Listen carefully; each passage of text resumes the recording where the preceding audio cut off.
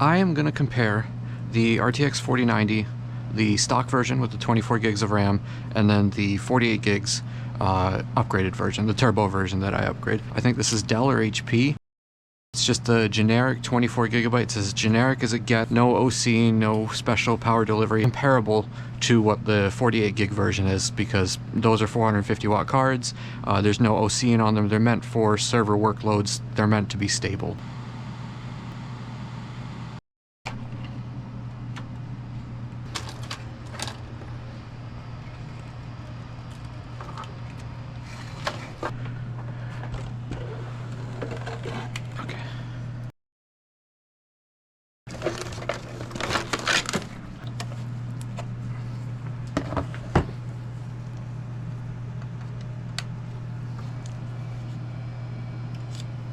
So now we have two 48 gigabyte 4090s plugged into the test bench. They're going to be running on Windows just like the regular 4090s were, and we're going to compare test benches that utilize the cards in parallel, and then we're going to do cards in single.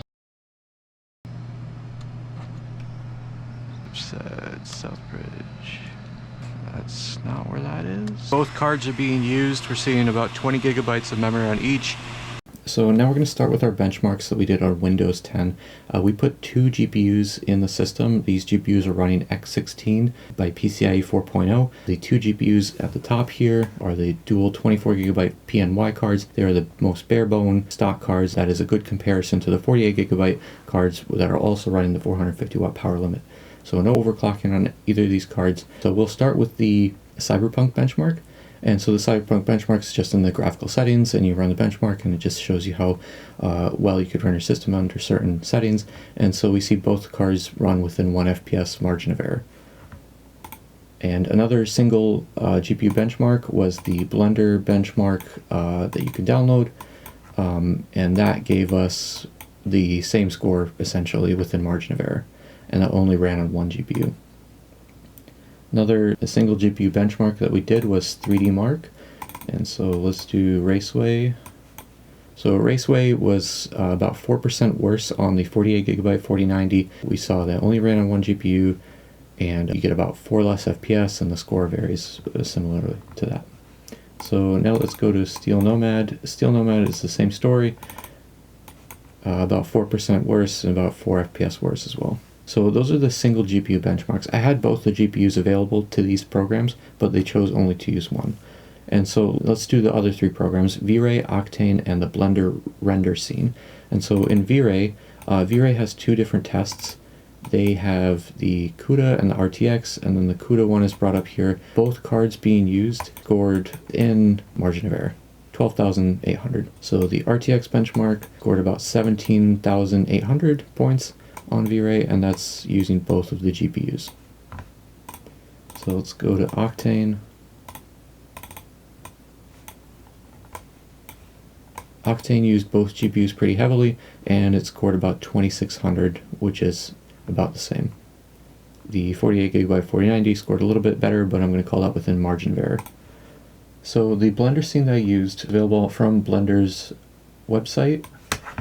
It is the Charge Open Movie, about 1.4 gigabytes, and you just render all of these frames of the movie over so many days, because even on the RTX 4090, one frame took an hour and 30 minutes, and on each card the difference is only about 30 seconds, and you can see that's basically what matters, that one card doesn't perform worse or better over another. The point is that these cards are identical. One thing that this movie didn't do was test over 24 gigabytes on the 48 gig models. I'm not sure how Blender render pipelines work in professional work environments, if you ever use over 24 gigs on one card, but if you have to, the option's there, but I know the performance would be the same as well. So I'm going to run the 48 gigabyte 4090 Turbo Editions, and I'm going to run them at different power levels. Initially I'm going to run them at 450 watts. I'm going to step it down to 350, 250. We're going to record. Okay, that should be good. Okay, so now I have this audio decibel meter pointed directly at the fans. This is the noisiest plane that we're going to get. Without me talking, we're seeing about 50 decibels right now. That recording, and that is track 126. And so that's pointed there at about, just about a meter, if a meter's under 3 feet, something like that. And then this This kind of needs to be like that. This is also about 3 feet away, but just like from a slightly different angle. So I'm also gonna go like this. So the audio that's being heard right now is from here, and I'm just gonna use a mouse like I normally would, just so you hear kind of the normalized level from that position. Okay, so now I want to start the benchmark.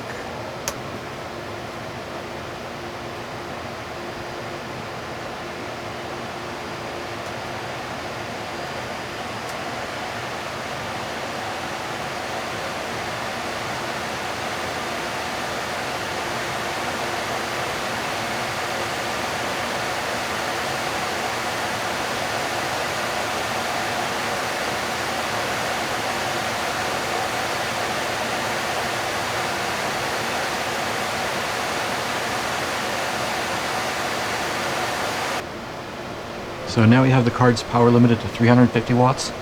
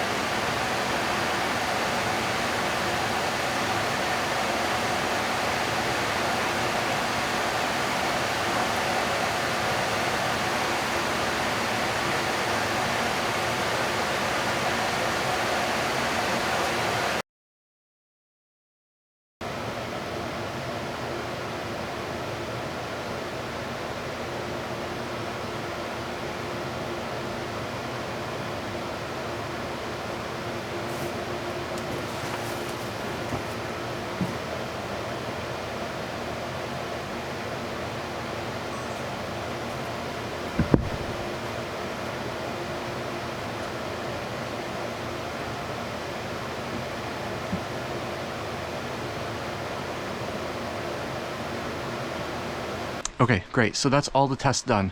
So now I'm going to explain what I heard and how it sounds to me personally. I have these in my workshop, not next to me, not in the next room over. I'll always run them at 450 watts. If I had to power limit them for PSU reasons or want to be a little bit conscious about my noise, I would go to 350. 350 we don't really see. It's kind of the golden like sweet spot between not losing like single-digit % performance across workloads, while also being kind of significantly quieter. It's about 10 decibels quieter. When these things rip, they go at about 70 dB, but then when we turn them down, we get to probably about 60. I think I saw 59, 60, somewhere around there. And then as we go lower, we get to 57, then kind of 54, and then really 150 watts was just basically idle. It was like 50 decibels. So I would say at about 250 watts power limited, you could keep these in your computer case and it would be like, oh, you know, the fans are going up, and you would kind of notice it. At 350 watts, you'd be like, oh, the GPUs are kicking on, and it would be something for you to like, maybe you'd need headphones on. Again, these are in an open air case. They're not kind of tucked away in a PC under a desk. So, you know, if it was 450 watts and it was under a desk, then you would definitely notice that. You'd be like, oh my God, the GPUs are doing something. At 350 watts, you'd kind of notice it, but I think I would compare it more to like the 1080 series blower cards where, you know, when you're playing games, they were ripping. And so I'd, you know, have my noise canceling headphones on and kind of tune it out. At 250 watts, it becomes kind of, you know, bearable to be in the same room with it. And then, yeah, at about 300 watts, it's kind of like on the brink of like, oh, something's going on, and you could kind of hear it. So that's kind of my reasoning. So I'm going to move on to the next test now, and we're going to do a 350 watt power limit compared to a 450 watt power limit, because 350 watts I think is the sweet spot. And then we're going to run comfyui and do some video generation and just see just raw performance, how many seconds it takes for one video to generate, and then how many seconds it takes for another video to generate between removing 100 watts from that overhead. So first things first, we're going to look at prompt processing. So this is how long our models are going to take to understand what we gave to them. And so as you can see, I did 5 different power limit levels: the stock 450, 350, 300, 250, and 150. I added the 300 in there just because I wanted to see what the cutoff was, but it looks pretty linear. If your workload depends on limiting for power supplies, you might want to go with 350. If your workload depends on making a quieter noise environment, you might want to go with 300 watts or 250 watts. And as you see here, the tokens per second output, once the LLM has processed all of what you gave it and is ready to give you back an answer, the tokens per second really doesn't change, even up down to 250 watts power limited on both GPUs. One interesting thing here I wanted to also bring up was the noise floor. And so you can kind of see what happens to our noise floor. This was measured 1 meter away with our decibel meter, and also it can be heard in the video section earlier. You can kind of see that there's such a drastic change from 450 watts down about 10 decibels, maybe 11 decibels. It's hovering around 59 to 60. And so when you power limit just 100 watts, you don't really affect the tokens per second. We see only about 15%. So I'd say, like, between this one and this one, 5 to 15% performance degradation. But you have way better noise profiles. You have this in another room. I wouldn't be able to notice it, but I would be able to notice the 450 watt one. One thing to also note is the thermal profile. It didn't really change after about the 350 watts. So 250 to 300 watts, the thermal profile is about the same. These cards were stacked together. So I was using 2 cards for this LLM benchmark. And so these 2 cards are squished together as densely as they can be packed. And so the temperature here is a representation of the temperature between both of them. And so we can see that the cards operate much cooler and will last a lot longer if you do power limit them. That's just a fact of silicon. So keep it cool. Around 350 watts, you only lose 5 to 15% of performance on prompt processing. And so hopefully that kind of gives you an idea of what happens when you power limit the cards and you have more than one of them in the system. Our first part of the video kind of goes over using them for render. If you want to have just one card and you want to game on it, it's going to be the exact same as a regular 4090, and then during the night you could rent it out on VAST, or you can use it for your own LLM inferencing or diffusion models. One thing that we saw in our diffusion test was that there was absolutely no performance loss. So that's good to see, because a lot of those workloads depend on just one card, and you just need to have as much VRAM as you can have. And so if you power limit it and you don't really see much performance loss, it's definitely worth doing, as these cards will last long into the future by power limiting them and keeping them in a cool environment.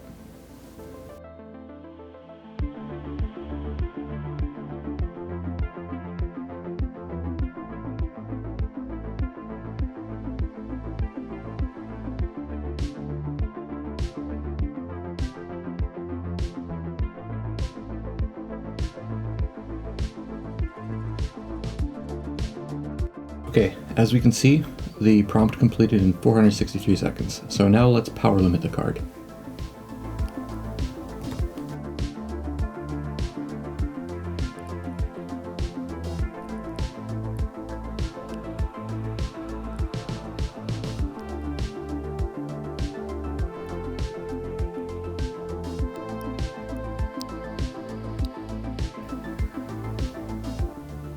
Okay, and there we go. We can see that the second prompt, which we power limited to 350 watts, is actually 430 seconds. That's about 33 seconds faster. I think it's only faster because we already preloaded the models up here, and the card was already kind of like warmed up. I don't know if that matters, but the thing was ready to go. And so what I'm seeing here is that power limiting by 100 watts effectively doesn't do anything to the performance in this specific workload.